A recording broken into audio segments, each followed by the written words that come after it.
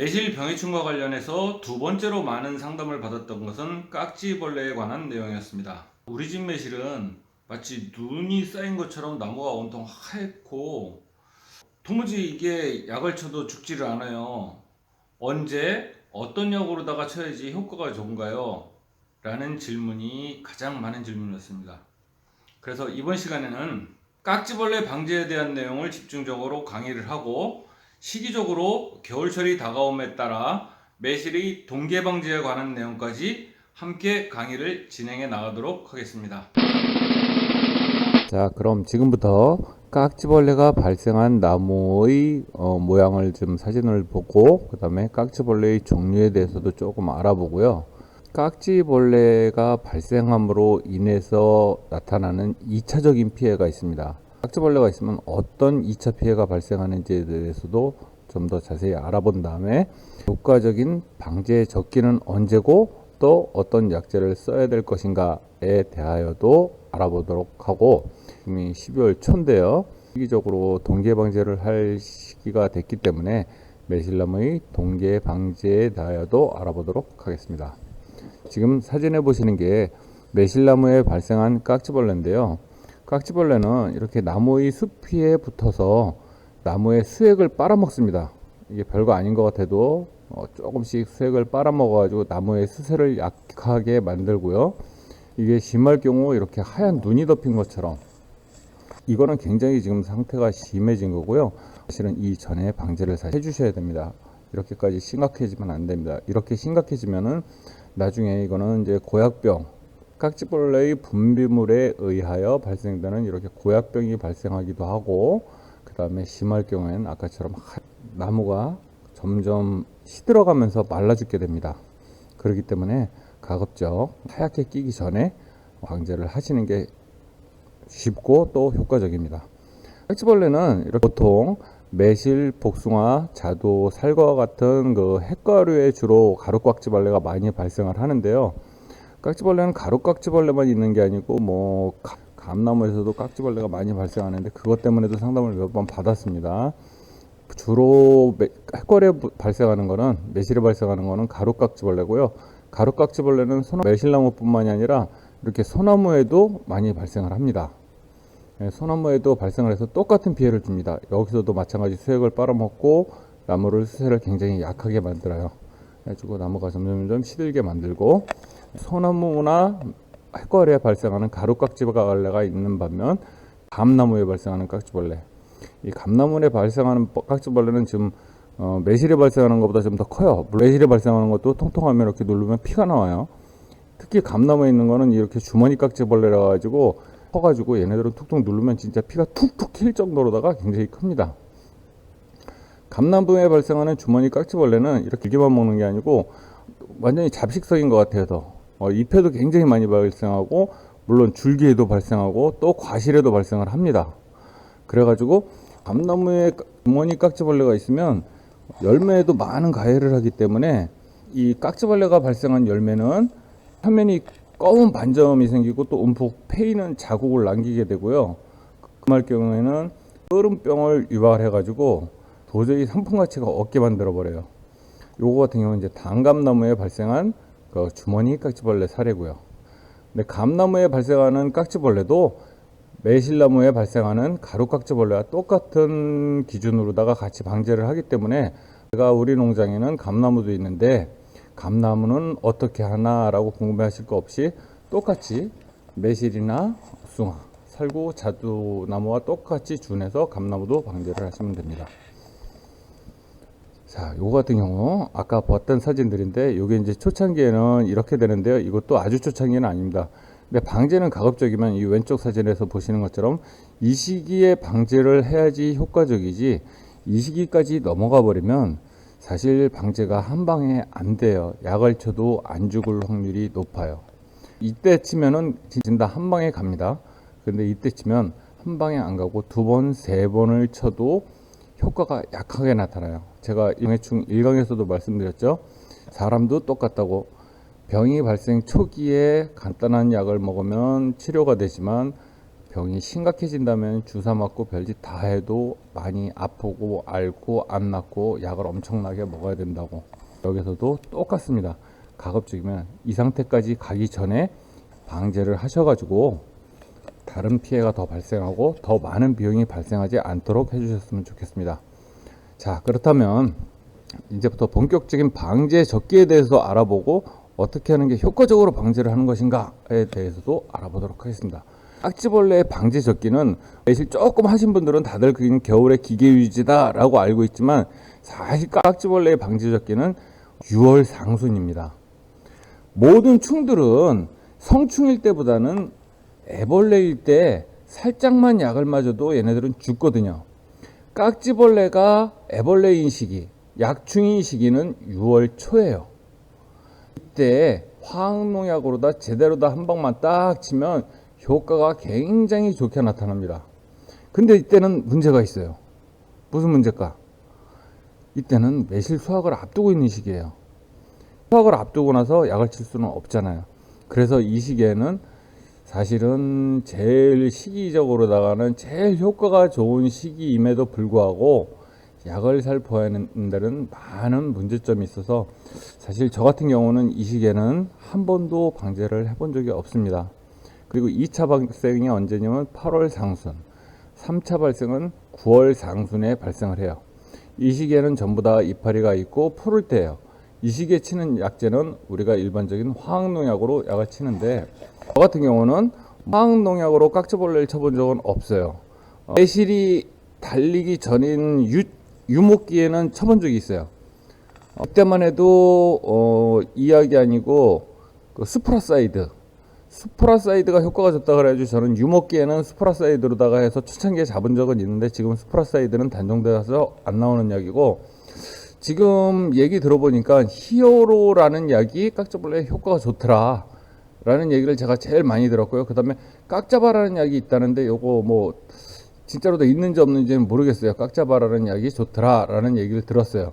근데 저는 솔직히 안 써본 거니까 참고만 해주시고, 다만 히어로가 좋다라는 얘기는 많이 들었으니까, 너무 깍지벌레가 심해가지고 6월에는 못 치더라도 8월이나 9월에는 약을 쳐야겠다, 화학농약으로 약을 쳐야겠다 하시는 분들은 히어로로다가 방제를 하시면 괜찮을 것 같습니다. 그래도 또 방제가 여전히 깍지벌레가 있다라고 하실 경우에는 동계 방제를 하시는데요.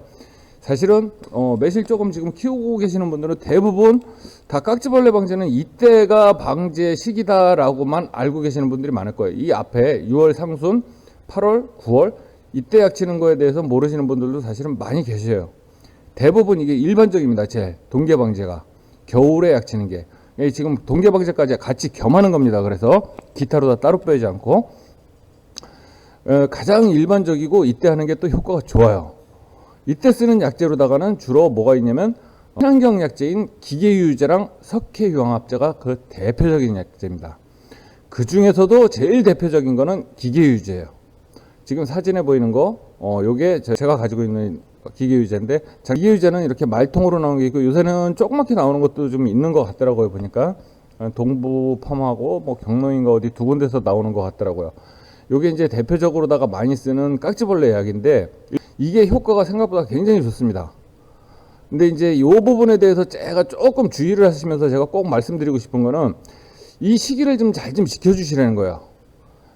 사실 이 약 사용 설명서에 보면 방제 시기는 12월부터 1월인가 12월부터 2월인가로 나와 있어요. 여기에는 사실 2월달에 쳐도 효과 좋아요.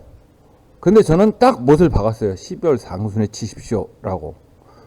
자, 왜 그러는지는 이제 좀 이따 말씀드리고, 기계유제는 그러면 어떻게 해서 얘를 죽이는 거냐. 얘는 친환경이에요. 근데 이건 말 그대로 기계의 기름으로다 만든 약이에요. 오일, 우리 엔진 오일이나 이런 오일처럼, 유압 오일이나 이런 오일처럼 그런 기름입니다. 기름. 이거를 물하고 희석해 가지고 나무에다 살포를 했을 때 유막을 형성해서 얘네들 피부 코팅을 시키는 거예요. 깍지벌레 있는 부분을. 그래서 얘네들을 호흡을 못하게 질식사시키는 방식으로 다 해서 얘네들을 죽이는 건데, 이게 의외로도 효과가 굉장히 좋습니다. 진짜 이거는 깍지벌레에는 이것만한 게 없는 것 같다라고 강추드리고 싶고요. 같은 경우는 해마다 사실 이거는 치지는 않아요. 매실의 경우에서 기계유제는 깍지벌레가 발생해는 쓸 때만, 보통 제가 한 2년에 한 번 단위, 아니 해마다 치지는 않습니다. 보통 2년 내지 3년 주기로 다 치고, 요게 어떤 거에서도 또 쓰냐면 이제 배나무에서도 조금 써요. 배나무는 이제 꼬마 배나무이라 그래가지고 그거는 보통 이제 2월달에 날짜를 계산을 해가지고 하는 건데, 보통 2월 하순경에 보통 치게 되는 경우고, 매실에서는 어쨌든 12월 상순에 쳐라. 왜 그러냐? 매실은 사실 겨울에도 뿌리가 활동을 해요.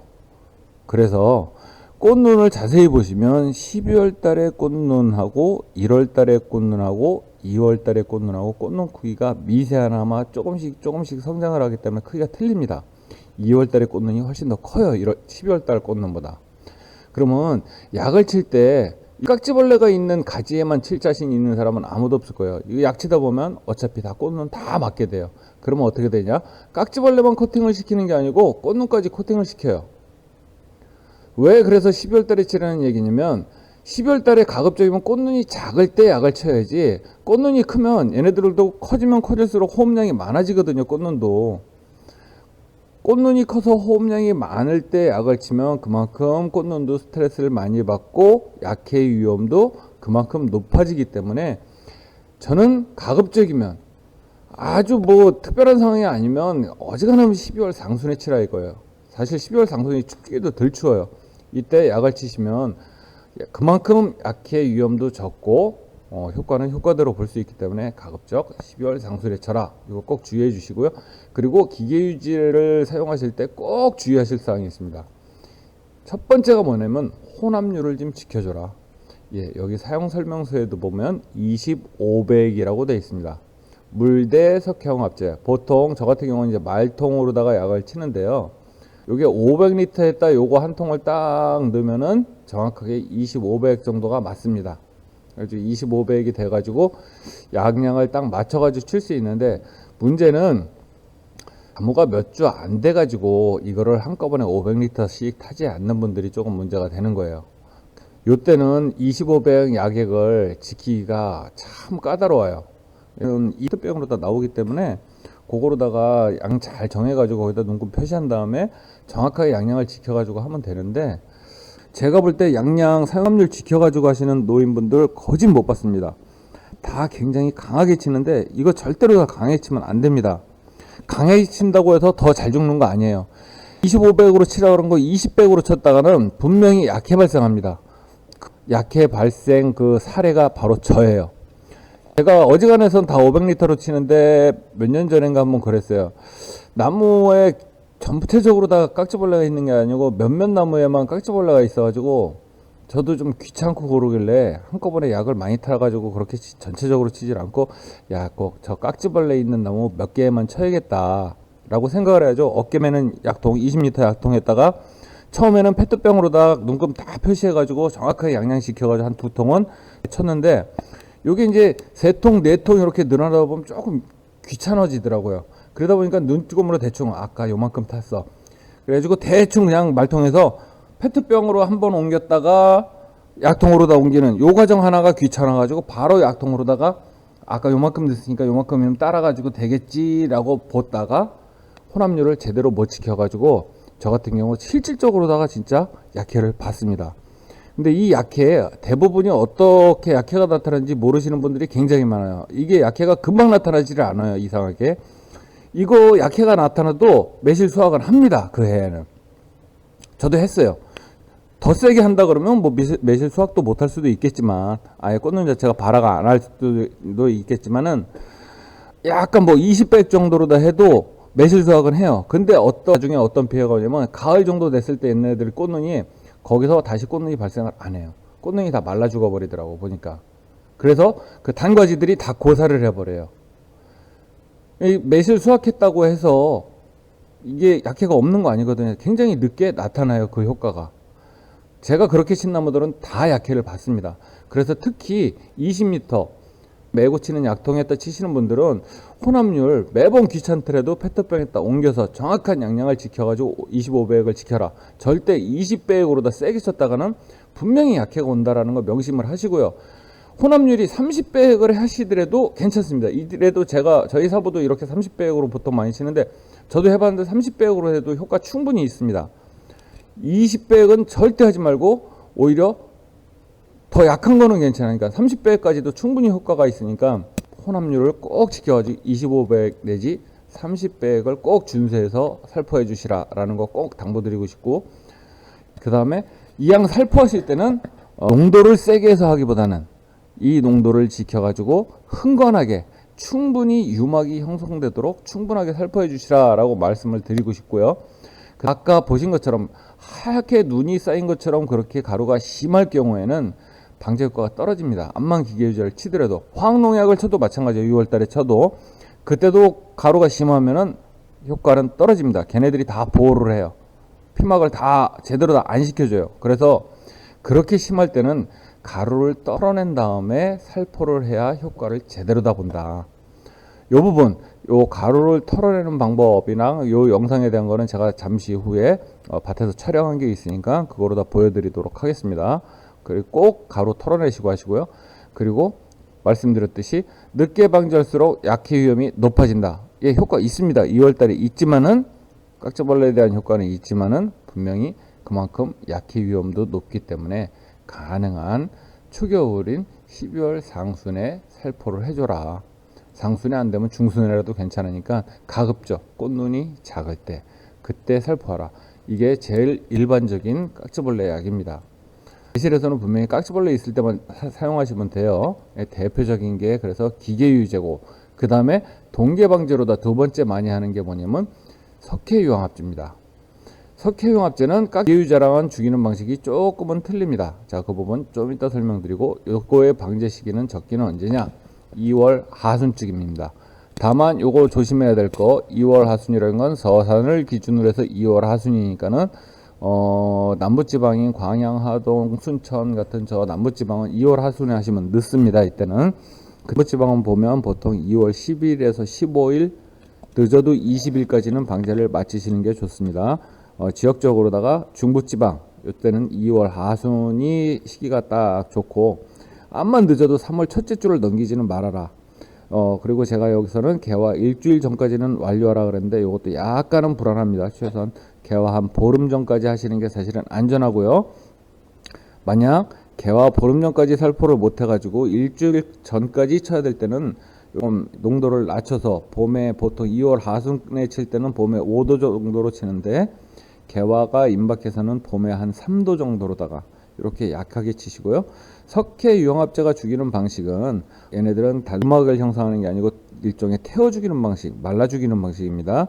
분명히 석회유황합제도 깍지벌레에 효과가 있어요. 있는데 제가 사용해 보니까는 깍지벌레에서만큼은 그래도 기계유제가 효과가 더 좋더라 라는 거 참고를 해주시고, 대신 석회유황합제는 기계유제는 깍지벌레가 있을 때만 쓰지만 석회유황합제는 깍지벌레 이외에 다른 고약병이나 잿빛곰팡이병, 그 다음에 뭐 매실에서도 흑성병이 있습니다. 매실에 흑성병이나 응애류, 응애는 기계유제도 응애류를 방지하는데 효과가 있어요. 근데 이제 고약병, 잿빛곰팡이병, 흑성병과 같은 세균성 병에 얘는 기계유제는 전혀 효과가 없습니다. 석회용합제는 살충, 살균 두 가지 효과를 다 가지고 있는 약제니까는 몽합약제라고 사실은 뭐 그렇게들 많이 합니다. 그래가지고 저 같은 경우는 기계유제를 살포하지 않는 해에는 보통 석회용합제를 살포를 합니다. 보통 2년 내지 3년 주기로 다 기계유제를 하니까 그 사이 그걸 안 하는 해는 석회용합제를 보통은 하고, 기계유제 할 때는 뭐 석회용합제까지 할 때도 있고 안 할 때도 있고 그래요.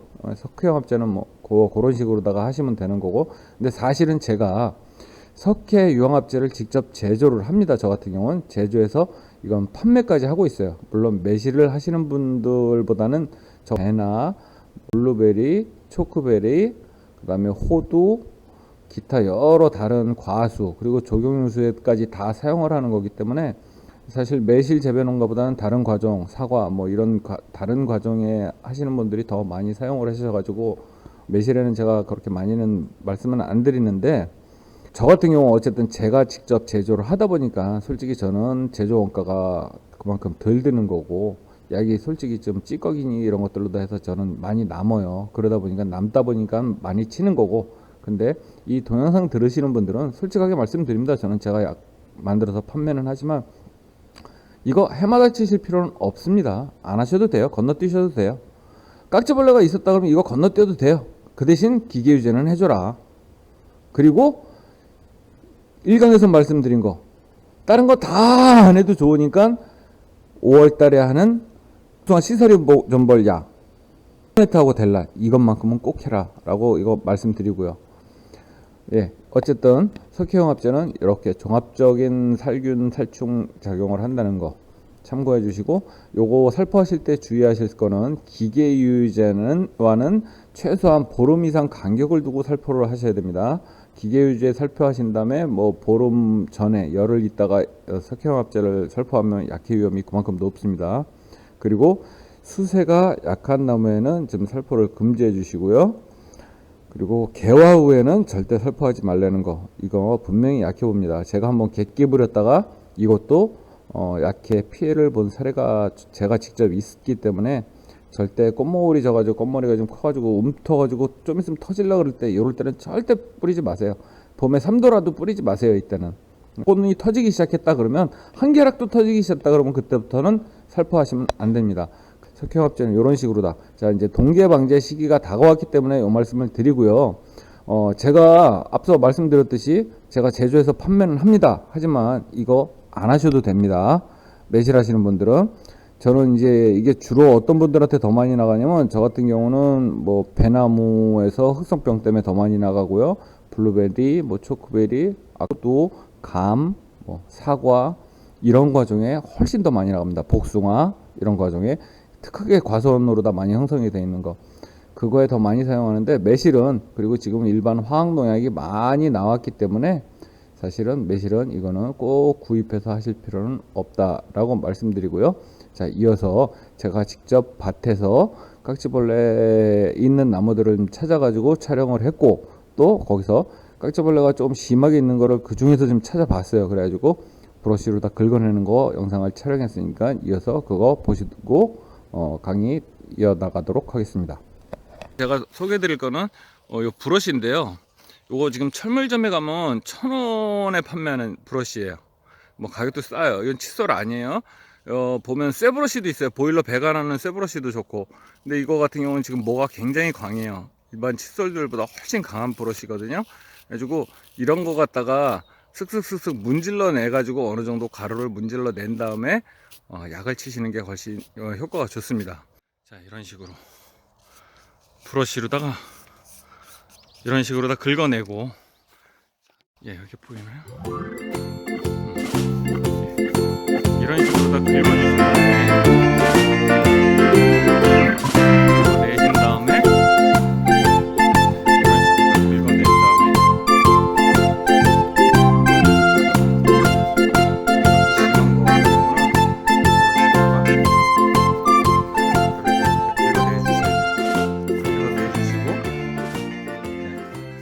그리고 나서 기계 유지를 살포하셔야지만이 제대로 다 코팅이 돼서 제대로 다 죽일 수 있어요. 아까처럼 그런 하얀 가루가 많은 상태에서 그대로 돼 약을 치면은 이게 효과가 많이 떨어져요. 이상으로 매실에 발생하는 깍지벌레에 대한 강의는 마치도록 하겠고요. 참고로 감나무 방제도 매실에 준해서 하기는 하지만, 감나무 같은 경우는 사실 약치는 시기가 6월입니다. 6월이 적기이기 때문에 약충인 6월에 화학농약으로 방제를 하는 게 훨씬 더 효과가 좋을 수도 있다는 점 참고를 해주시고요.